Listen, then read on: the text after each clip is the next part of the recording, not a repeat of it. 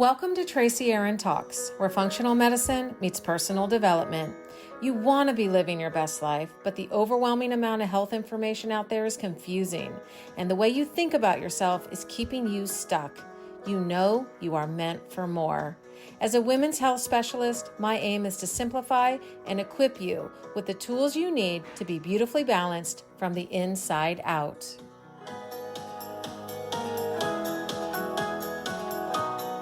Welcome back to Tracy Erin Talks. Today, I am really excited to have my friend Megan Barrett with us today, talking about human design. Now, Megan and I met several months ago, earlier this year in early 2024, when we joined a coaching class together, all about finding our voice, improving our voice, and how to overcome some of the issues that came surface within our voice. It's a very interesting concept all in itself. And she came with a background of human design, and it was weeks until I was able to finally ask her, what in the world is human design anyway? And we got to know each other on the sidelines, and I am privileged to have her today to explain to my listeners also, who might be wondering, what in the world is human design and how it can work in our lives. So thank you, Megan, for being here today. Thanks, Tracy. I'm so excited to be here.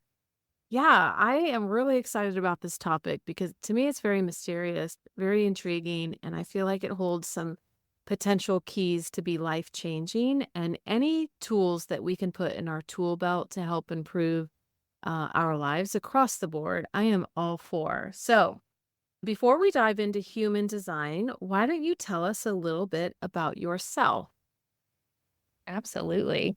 I'm Megan Barrett, as Tracy said, and the way I can really introduce myself the best is starting back in my childhood when I was the middle kid, the good kid. I got all the good grades, and I stayed in line because my brother was a little bit mischievous and my sister needed a lot of attention. And so kind of found my way through life judging what everyone else needed from me and being the person who fit that mold.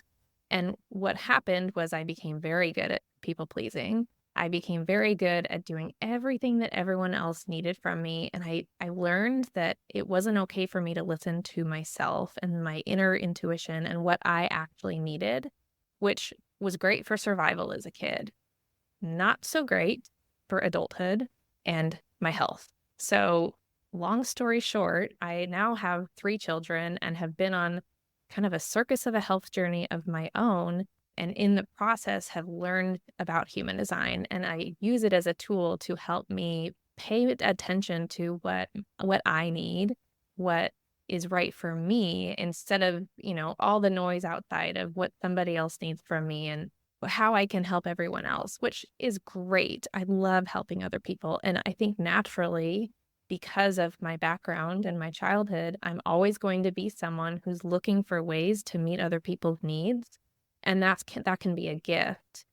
The danger with that is ignoring those signs that there's something going on inside of me. Like, hey, it's time to rest. You're really tired. You need to say no now instead of yes. And so for years, I just kind of was like overriding that switch and it's just like, yeah, I can do that. I can do that. I can go there. I can do that. I'll bring all my kids. It'll be fine. I'll do that. I'll do that. And so now I love the life that, like, where I'm at now, because I'm able to make much more informed decisions. I have so much more awareness of kind of like what I need to stay healthy and be my best self, so that I can show up for my kids and my husband and my community and everyone that I want to be helping. I can see myself in your story. I'm sure that the women in my practice can as well, because especially as mothers, we are prone to give, give, give, and serve, serve, serve. And it is such a beautiful, I can't think of anything better to do, really. But you've pointed out some very unique things that are specific to that role in life, in which everyone else's needs become more important than our own. And what happens is, like, we lose ourselves. So let's bridge this over to human design, because the little bit that I understand about it is that it helps us find ourselves. And I'll just say, when I met you and I was like, okay, what never even heard these words together. Human design. Is this like a personality typing thing? This is something that you use in business. I don't understand. And I started to Google it, and you were like, okay, well, just real quick. Where were you born? What time of day? What are the three things? Remind me. Yeah, so you just need your birth date and then the time and the place. Yes. Okay. Birth date, time, and place. And via Instagram Messenger sent those over to you, and you were like, boom, you're a generator.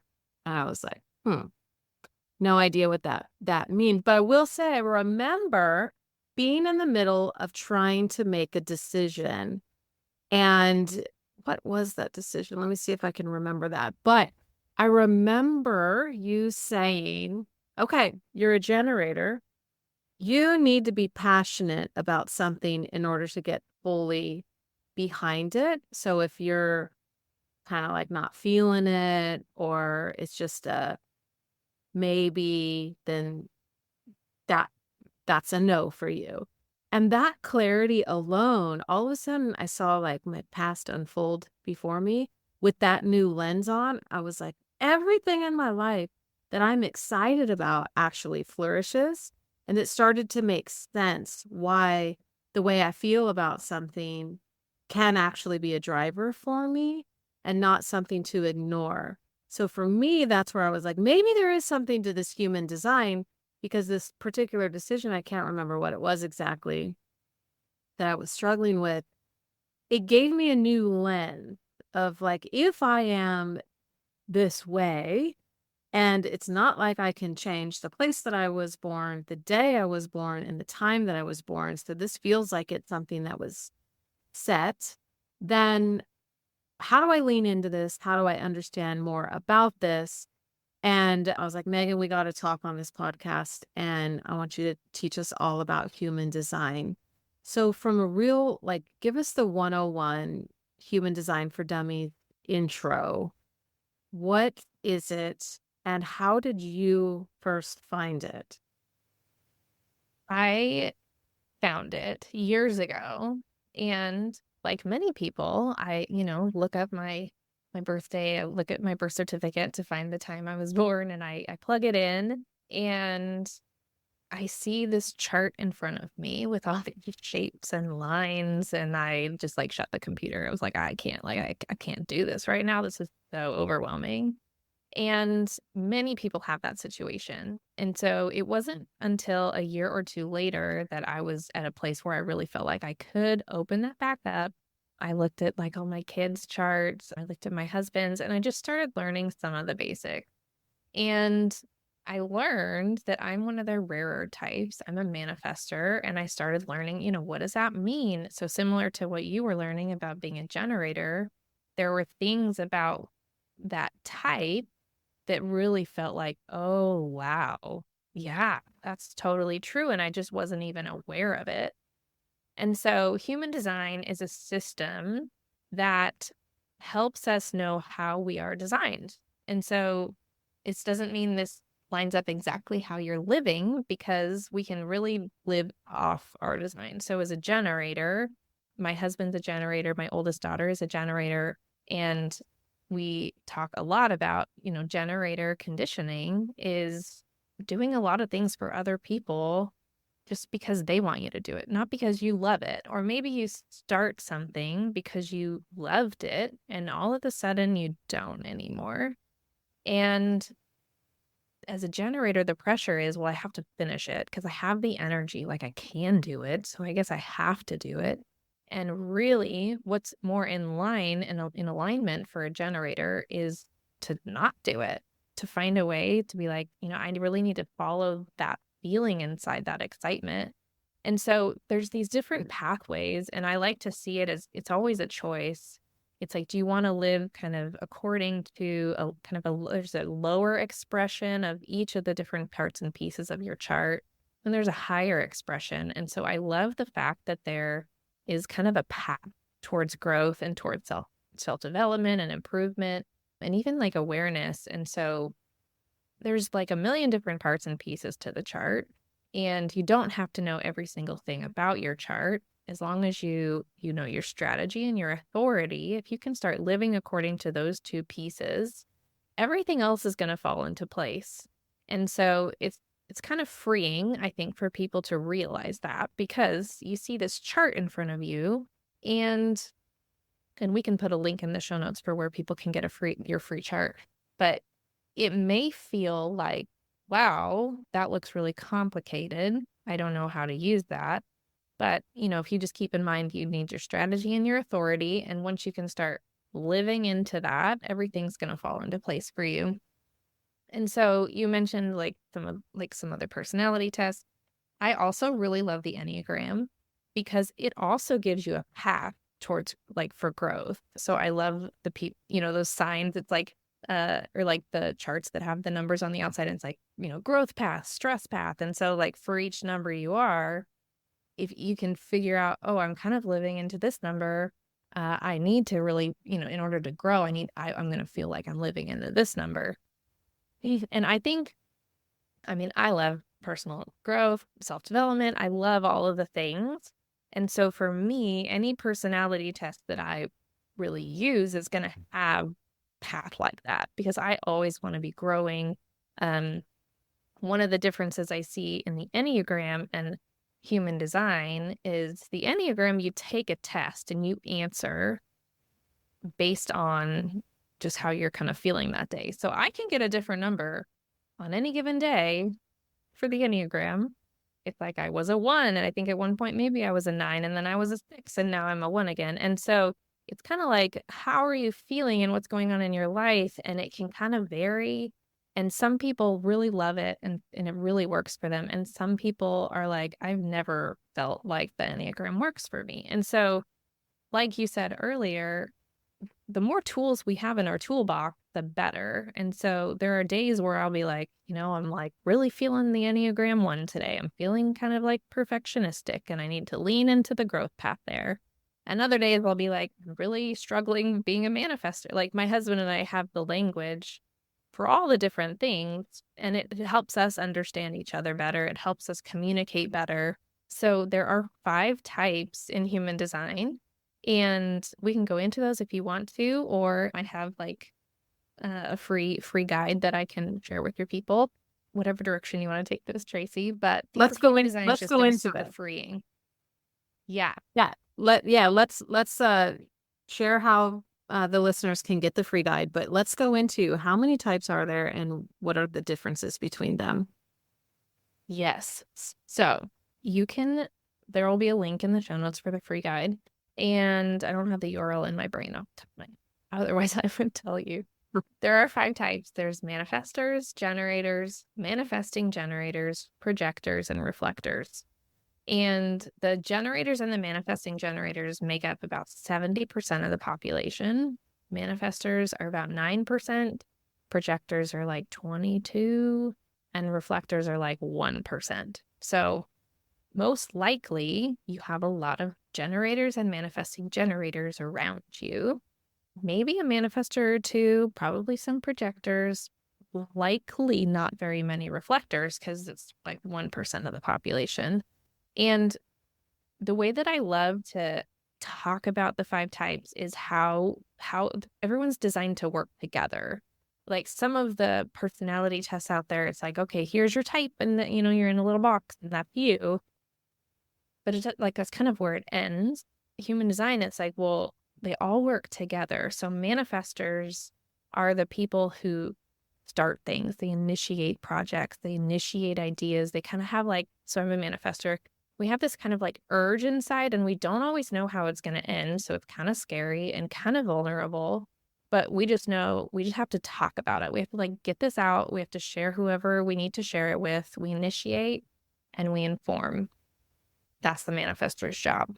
It's not our job to finish the project. We just get it going, and then we find somebody to hand it off to.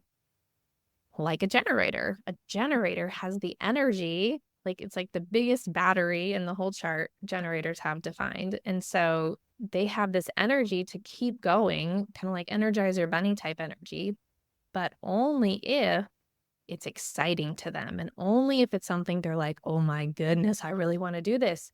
And so For generators, your generators are here to respond to either someone else, to like an idea that keeps popping in your head. You're here to respond and then do the thing. So manifesting generators are kind of a combo between manifestors and generators, but they're in the generator bucket, which means they have that energy. They're going to respond first. And then they have a little bit of that manifestor energy where they can initiate after they've responded. So they can kind of like change things like part way. Manifesting generators are going to be people who have like 5 different projects going at once, like master multitaskers. They're going to be people who kind of cut corner. And sometimes it really works for them because once they start something, they're like ready to start the new thing. So they need to hurry up and finish. So sometimes cutting corners works great. Sometimes it's like, whoops, I shouldn't have done that. And they have to start back over at the beginning. Projectors are like guides. They're very wise. They see people very deeply and they are very good at systems. So, how is the system going to work? How can it work better? So projectors can come into an organization or even in a family and they can be like, we should, add this into our schedule because this is really going to work better for everyone. They'll see people very deeply and situations very deeply. And so it's very important for projectors to wait for an invitation to share what they're seeing, or it will not be received well. If you think of somebody, if they had like an X-ray vision machine and they came up to you and they're just like, I see you, like I see everything about you, it'd be like, back up a little bit. That's what happens to projectors when they try and just walk up to somebody and share what they're seeing. They're going to receive that like barrier that's being put up. And so once, a projector can ask for an invitation, hey, can I share? I'm seeing something here. I'd love to, can I share this with you? Once they get that green light, then it's going to be received so much better. And that's where they can really shine. It's just waiting for that invitation. Reflectors are here. They're actually split in their cycle. So 28 days to like make a decision because they're very heavily influenced. They're very rare and they're kind of this mirror. They're going to just mirror everything around them. And so they're like these wise people who are here to just kind of show us what's going on. What are you doing? What's working? What's not? And I hope you can see or like hear and visualize these types working together because it can be so beautiful if people are like using those gifts and working together. Manifestors starting things, generators continuing them, manifesting generators switching things up, projectors like, speaking into, hey, let's improve it like this, let's improve it like this. And reflector kind of just this wise mirror of the community. So those are the 5 types. I know I just explained them a lot, but hopefully if you're listening to this, you're like, oh, maybe that's me or maybe that's me. And then you can look up your chart. Maybe you already know. Maybe you've heard your type. I made a lot of people. They're like, oh yeah, I heard of that one time and I'm that type and I don't really know what it means. So hopefully it's helpful to hear a little more of a description of your type. Well, definitely it's helpful to me. So you had said earlier, as long as you are within the strategy and authority of your type, then you're moving along that path to growth. So can you expand on that a little bit? Let's say we find our type. I'm the generator, you're a manifester. What does that mean for you and me to be in our strategy and authority? Your type comes with a strategy just attached. So the strategy for the manifester, and I kind of went through these, so you'll hear the same words that I say. Strategy for a manifester is to initiate and inform. Strategy for a generator is to respond. Strategy for the manifesting generator is to respond and then initiate. The strategy for a projector is to wait for the invitation. And the strategy for a reflector is to wait that lunar cycle. And so the authority is separate from your type. The authority is how you make decisions. And so according to human design and the system of human design, no one is designed to make decisions out of their head and out of like pro and con lists and all these different ways that maybe we hear this is how you make a, quote, good decision. actually, according to human design, we're designed to make decisions by somewhere in our body. And so we all have a different authority. Yours, I have your chart here, you're an emotional authority. And so that means that for you making decisions, it's going to take a couple days probably for big decisions. You will likely ride this like emotional wave before you come to this point of clarity. So you'll like be really excited about it, and then you'll be like, no, no, no, no, no. And then eventually you'll come to this like neutral point where you just know. You just know what the answer is. So for emotional authorities, it's really about, waiting. It's about allowing yourself to come to that clarity and not making that decision when you're on that high or the low, and waiting for that point after the wave ends of like, oh yeah, okay, now I know. And I'll describe a few of the authorities, but most of the time we can deduce what our authority was by looking back on what are the decisions we've made and what did we do, and like pulling a strategy apart. What did I do when that worked out well? What did I do? Like, what was different about all the decisions that worked really well? And what was different about the ones that didn't? And likely you'll come up with these patterns. So even if you're like human design, I don't know, you can use some of the tools, like start feeling into your body when you're making decisions. Where do you feel it? Like trying getting out of our heads can be super supportive for that. So there's also like sacral authorities, which is you're just going to like feel that heavy body, like, yes, it like butterflies in your stomach type, like, yes, I really want to do this, or no, I don't want to do this.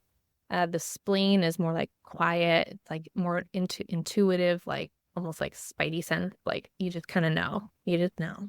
And then, there's like several more that get rarer and rarer as you go down. But those are kind of the top three that I'll mention right now. It's like I'm seeing my life before my eyes. It's all starting to make sense. I'm like, not everybody rides the emotional wave. What are you talking about? But yeah, no, that makes perfect sense to me. I always talk about like I get overly optimistic when I'm planning a trip, and I'll pack way too much in, and it'll be for way too long, and I'll think that I could do all of the things, and then reality will hit and I'll be like, "Oh no." So I definitely have that up and then down, and then I settle into a neutral. So I like this as sort of a guide for future decision. Don't make the decision on the wave up or down. Let it settle in. Clarity will come. That gives me confidence to trust myself and to like hear my intuition. I like what you're saying about lean into yourself and find where that center is. And it's just amazingly fascinating that it's different for everybody. And I like getting out of our heads. I mean, we've all made pros and cons lists, and we all are super logical about why and how we do things. But the older I get, the less those work for me. And these types of frameworks make more sense for this like unfolding of the fullest self, whatever that means. So, okay, human design can be useful in our lives in lots of ways. Can we talk about how it is applied specifically in making decisions? And do you find, sometimes you mentioned Enneagram, sometimes I'm like, oh, I always wanted to be a 7 though. I recently had my colors done professionally by the stylist, and she was so sweet. She went in so confident that she was going to be a spring with all these bright colors, and she was sad that she was a summer. And now she's discovered all the full gifts of being a summer and loves it. And she leans into all of these beautiful summer muted tones. But initially she had sadness, like, oh, but I really wanted to wear that bright coral, and it's too bad that I have to have this muted pink. However, muted pink is actually fantastic on her and should be her color. So trying to relate it to human design and the Enneagram, like, do you find when you're working with clients through their own human design that there's an element of, well, I wish I were that? I wish I were a manifester because I wish I could start things. How do you deal with that? Not jealousy, but maybe the I don't know, maybe in the beginning there's a little discontentment, like, oh, like it's a letdown? Maybe you're not that excited about your type? How do you recommend people lean into who they are? And it's such a good comparison with like, Enneagram. I think some people were like, oh, I wish I was that number. Or yeah, like the sevens, they're just like shit about everything. Oh, when I'd be excited. Or yeah, like the colors thing. I love that comparison. And there can definitely be that in human design. Um, One thing I love to point out though is human design is not meant to limit us. So it's not here to be like, well, that's who you are and you have to be like that. It's just like it gives you some guidelines, like some guardrails, kind of like, and you're bowling, you got your little things up. It's like this is kind of how life's gonna work the best for you. You can do anything you want always. And, in the human design teaching, you have access to like everything in the whole chart. There's just going to be some things that are going to be more natural for you to express, some gifts that'll be more natural for you. And absolutely, there are people who will be like, well, I wish that I was that type because then I would have this. I think I've even said, I wish I was a manifesting generator because then I have consistent energy. Like I love being a manifester, but I don't have consistent energy. So once I start something, I have like an energy period of time when I have energy to initiate. And then I'm like in a deep rest cycle where I'm like, nope, sorry. Like I'm just checked out. I can't do this. I can't post on Instagram. I can't do anything. I'm not sending emails because I'm resting. Like, and it's kind of out of my control. And so there have been times when it's like, wish that I just had more energy. I wish that I had more like consistent access to energy, like so and so does. And most often when that happens, it's because we haven't really fully embraced the gifts that we have within our own design. And we're looking elsewhere because we think if, grass is greener on the other side. Each of the types have really great gifts about them and hard parts about them. And so it's not like one type has all the good things and none of the things that are hard or that you might struggle with. And so I think awareness of that piece and also kind of leaning in. I was working with a coach not too long ago who I was kind of struggling with like this whole manifestor thing. And I'm like, I just feel like it's like limiting me. And she's like, all right, make a list of, every reason that you think it's limiting you. Like, what are all the, quote, bad things about your type? And then she was like, okay, now like turn them around and how can they be a gift? Like, why is that exactly what, for me and my business, why is that exactly what your audience needs? Or as a mom, why is that exactly what your kids need from you? Like for me, my kids need me to model rest. They need me to show them how to work hard and then rest. And so like, that's such a gift to be able to show people. And in my business, I love utilizing Voxer as like our coaching method. And part of that is just because of my energy, but it also fits so well into a lot of people's schedule. A lot of people don't want, weekly Zoom calls or they don't have time to fit it in. And so something like the coaching that I offer fits in so much better to their schedule. And so a lot of this can be like a mindset shift of, what are you making wrong about you, yourself, your type, whatever it is? And then how, like, what if that wasn't wrong? What if that was exactly right? And how can you make that, like, even in your brain, how can you turn that into a gift that you have? Or how can that become like your superpower? In the online business space, there's so the brands and the people that succeed are the ones that are just so sure of what they have to offer. And it's right for the right people. And so trusting that process can be super helpful. And I think the same is true for motherhood. Like I work with a lot of moms who will compare themselves like, well, I kind of want to maybe like a mom who I just want to work. And those other moms are probably being better moms, but that's not helpful for anyone. Like comparing, if you have a desire inside of you, how can we make that okay? How can we make it so that that might be exactly what your kid needs to see you loving what you do and like, sharing your gifts with people And so some of it can just be such a little, like, it's a tweak in our mindset, and like, can we prove it to ourselves that we are just perfect how we're designed? I love that. I love that. So what stands out to me is that there's gifts in all 5 types. And when we lean into those gifts, we probably feel the most confident, the most comfortable with ourselves. And there is probably an element of rest, even in the energy, when we are working and operating within our type. So that's really amazing to me about when that awareness, when you know who you are and what your gifts are, you you even might do less but accomplish more.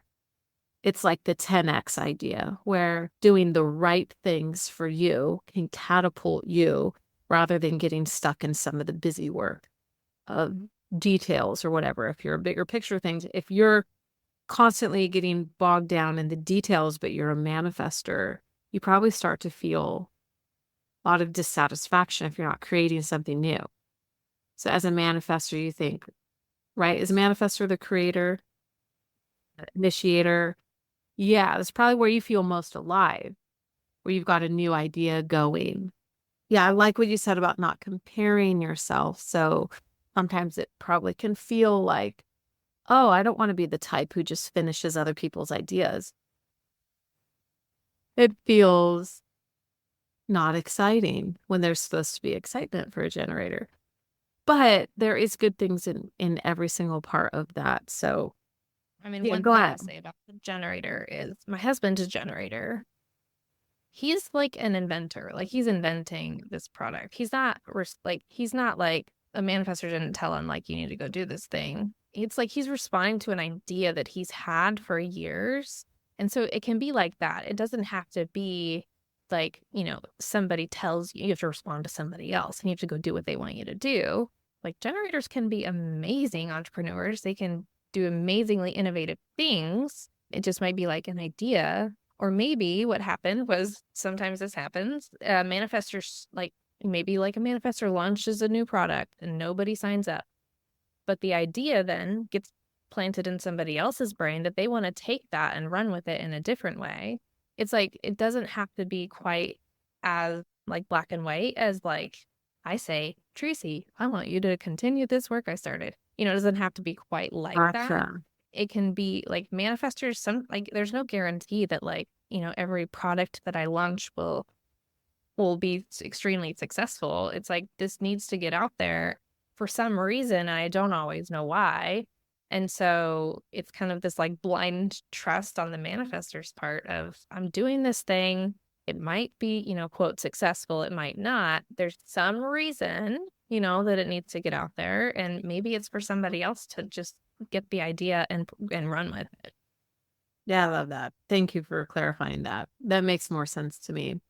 Let's talk about, can you think of a specific person you worked with where once they had the process of discovering their human design, their gifts within that, how that impacted either their lives, their health, or maybe their business? Give us like a snapshot of what a before and after could look like.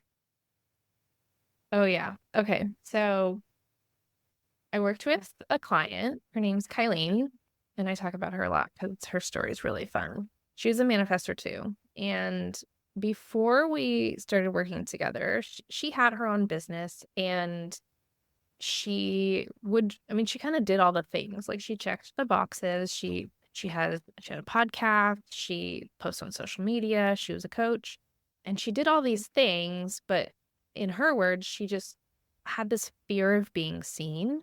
And so underneath all the things that she was doing, her posting on social media, her getting clients, her sales calls, like all of those things, she still had this like underlying fear of like, they're going to see me and that's not safe.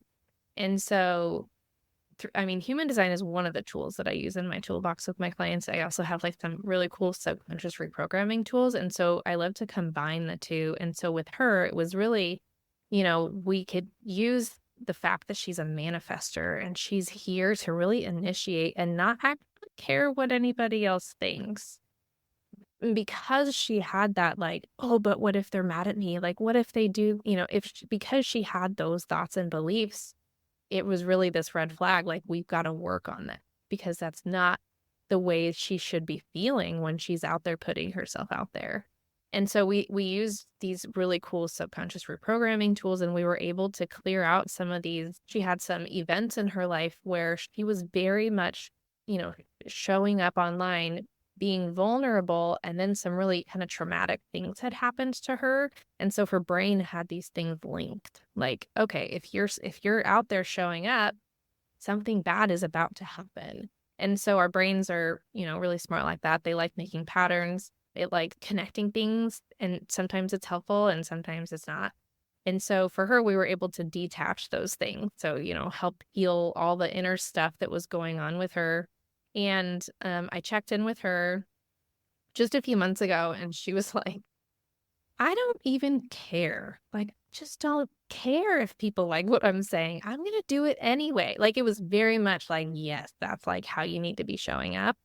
And not that she's like all of a sudden this rude person who, tramples over everybody. It was just if she wanted to do something like help somebody in her business or share about a story that really impacted her, those little thoughts in the back of her mind that were like, "Oh, but what if this happens?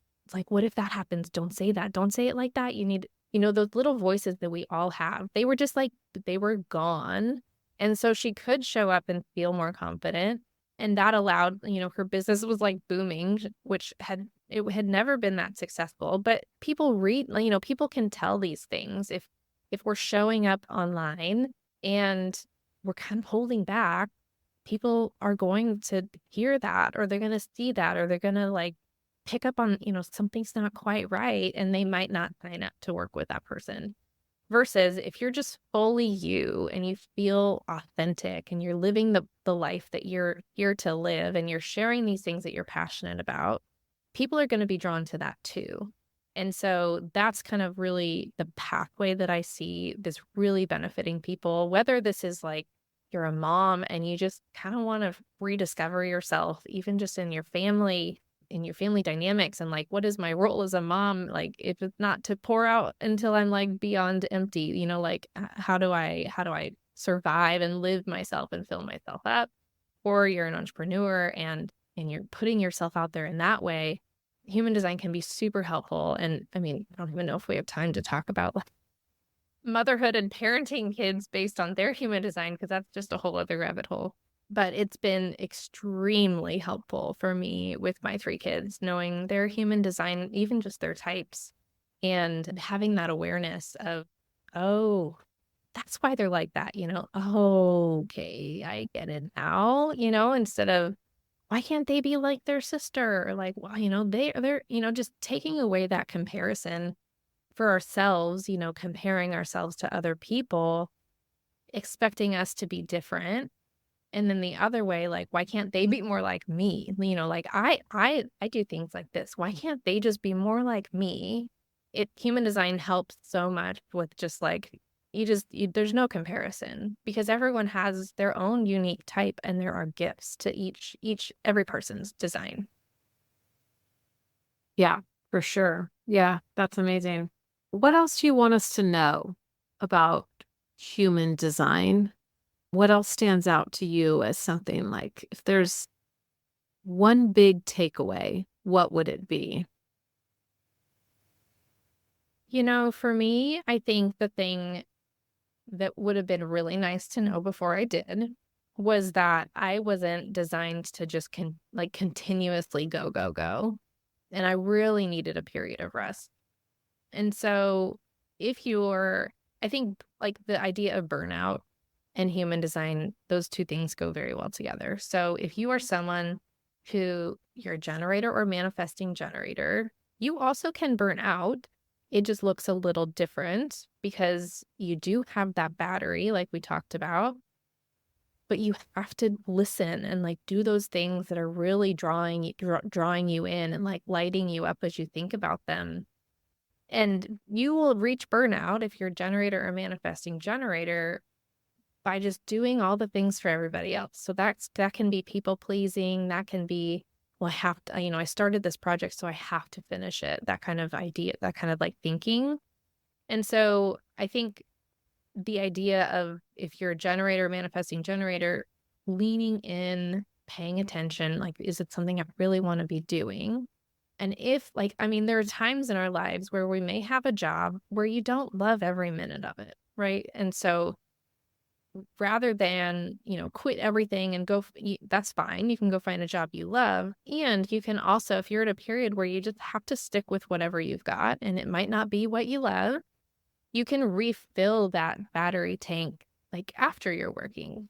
Maybe after work, you make sure you go and you do all these things that you love doing. You spend time with your friends, you go out to dinner, you take a walk, you go on a hike, whatever those things that are that you're like, oh, I feel so good when I do these things. Like, make sure you're filling up that tank.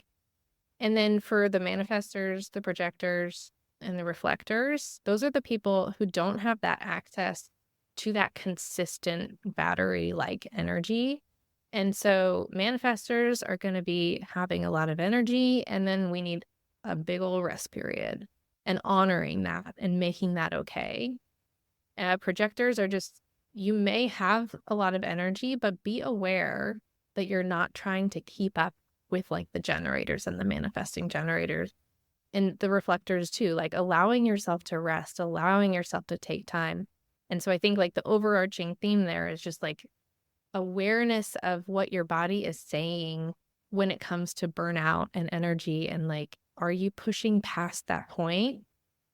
And if you are for like a minute or a few minutes, make sure that you're going and you're like nourishing yourself, right? Like, Tracy, I know you share a lot about like health and like making, on the health side of things and the body systems and all of that, like the cortisol and the stress, like it's all connected. It's all connected in there. And just make sure you're nourishing yourself and keeping yourself like in balance. Yeah. So there's lots of angles to take with this because it isn't just about, I tell my clients all the time, you can take all the stress reducing supplements in the world out there, but if you have a lifestyle that's supporting too much stress, then, you can't, there's not enough supplements. You can't out supplement the stressful lifestyle in the same way you can't out exercise a bad diet, as everyone has heard. So this human design plays into your natural inclination to how much you can take on in life. And if you're constantly out of those bounds, then that's another sign that you are. I like that burnout phrase, like you're just striving to work outside of those guardrails.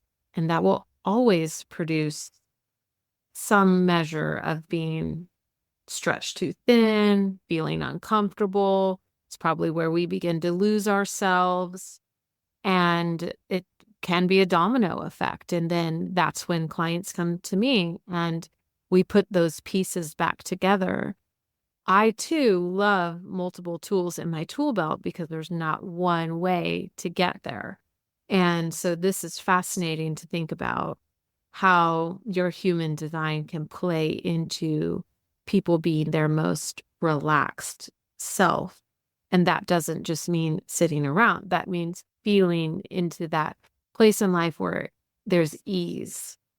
And life is not easy, but we experience optimal health in terms of metabolism and stress and hormone balancing when we have some measure of ease. And it's that going outside of that where we get into that quote unquote rat race and everything begins to go the opposite direction. We feel like we can never keep up.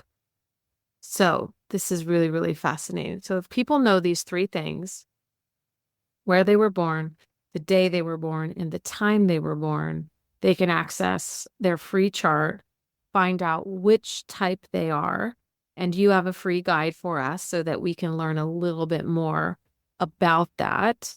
how do you specifically work with people? Why should people hire a coach rather than just use these free charts online?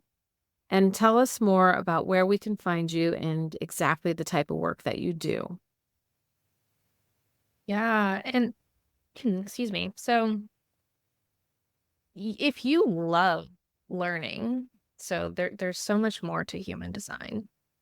You can learn everything about the system, but there's a really cool metaphor that I've been using lately. It's like, in order to get the most out of your computer, you don't have to know how to build a computer. Like, you don't have to know how to like write the code that goes into the software in order to check your email and write the email and send the email and get the thing done when you open your computer that needs done.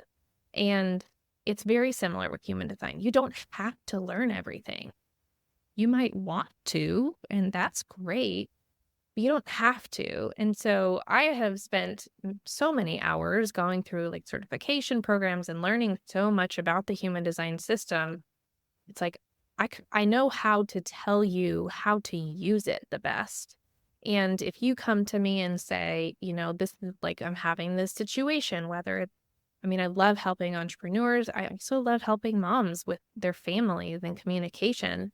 I also love helping people who have teams, like in their companies, work together better. So there's not just one way that I work with people right now, but I love helping people, whether it's through just like an introductory to human design. I can walk you through your chart, tell you the most important pieces that you need to know moving forward.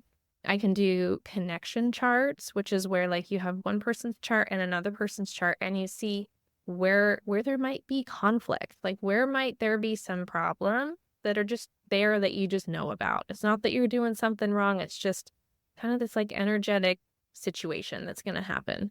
We can talk about like family charts, looking at your family. Is there one kid who like doesn't have the same type of energy as everyone else? And do they need a little bit of extra attention? Like maybe they need like a platform to share their voice because otherwise no one's going to let them speak. Mhm. Whatever that is, there's so many ways. And if you're looking for someone to have that human design insight to walk alongside you through like boxer coaching, I also offer that. So you can come to me and say, I'm having this problem. Maybe it's like my husband and I keep arguing about this thing. Like he thinks we need to do it this way, and I think we need to do it this way. I can pull up the human design charts and say, oh, well, you know what? Like for an example with my own marriage, I'm a manifestor. My husband's a generator. And which means, since you've been listening, I initiate and inform the family what like I want to be doing. My husband responds and he can carry that out.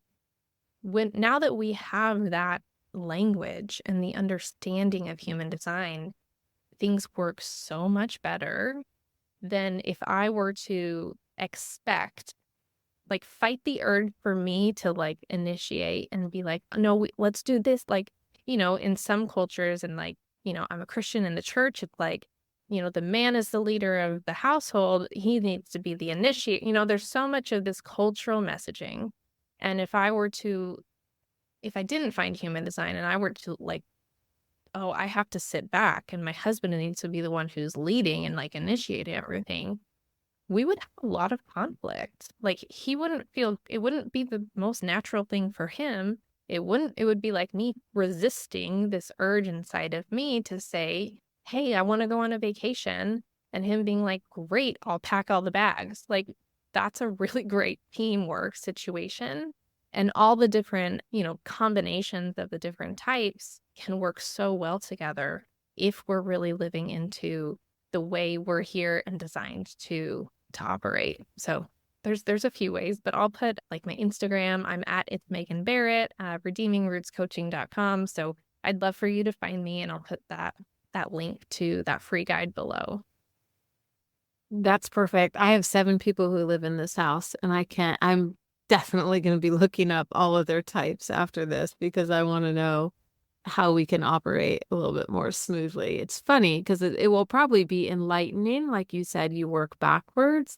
It will help things make more sense because I think we if we have a goal of a good relationship from the get-go. We figure it out without putting the words to it or the terminology, but it will probably turn the light bulb on to be like, oh, and that's why, and will help us get better about making sure that um like you said, the middle child speaks up and has a voice, and it will bring clarity to each of the various personalities. And I love that concept of it working to improve personal relationships. So it's not just for your own self, it's not just for your own health, it's not just for your own business. It expands into how you navigate the world around you, which absolutely is amazing. So, why don't you tell us? This is a question that I ask everybody. What is one thing that you do to improve your own health on a daily basis? So, the one thing that comes to mind that I would like to share is that it's something that I have learned to do because of my childhood and because of the way that I, didn't do this for so long. But it's just anytime there's some sort of like angst or like unease or something going on that I can like feel it in my body, like a pit in my stomach, or like, oh, my chest feels tight. Anything that happens in my body, I figure out what's going on there. So I dig in, I can journal through it. I can like, relax my body and find that like ease, do some parasympathetic exercises, whatever I need to do to like work and process through it, because I've really come to learn that when there's something going on, it'll find its way into the body and it'll just stay there until we really process it and work through it. And so often for me right now in the stage that I'm in, it's like an unexpressed emotion, and usually it's just hiding in there. Like, and I can go through the whole day and I can ignore it, ignore it, ignore it. And then when I have the time, that's when I can take a deep breath and I can settle in. And I have like this really fun emotion wheel that I got on Amazon. It's like, all right, what's the emotion here? Where's it coming from? Like, what's going on? And so I think just that practice of digging in and like allowing that to come up and come out has been something that's really been supportive and helpful for my health. Up and out. It's so good. I like to say we store our issues in our tissues. And so just acknowledging it and getting it up and out makes it so that, many people have heard of that book and read that book, The Body Keeps the Score. That book is like 3 inches thick, but the title says it all. We can't hide from ourselves. And we've also heard like be careful what you say to yourself. Every cell in your body is listening. It's all those things that fit together. Like we've got to get things up and out, or else they will find a way to express themselves in some form of dysfunction within the body, whether that be autoimmunity or some kind of chronic infection or immune suppression that leads to other things over time. So very underrated, but such an important daily practice. I'm glad that you brought that up and that you shared that with us. So thank you so much for being here today. It's been a fun discussion. I can't wait to dive into human design for all of my family members and for my clients in my community to hear this and to find you online. It's been a pleasure today. Thank you for being here today, Megan. Thank you, Tracy. All right. We will see you next time on Tracy Erin Talks.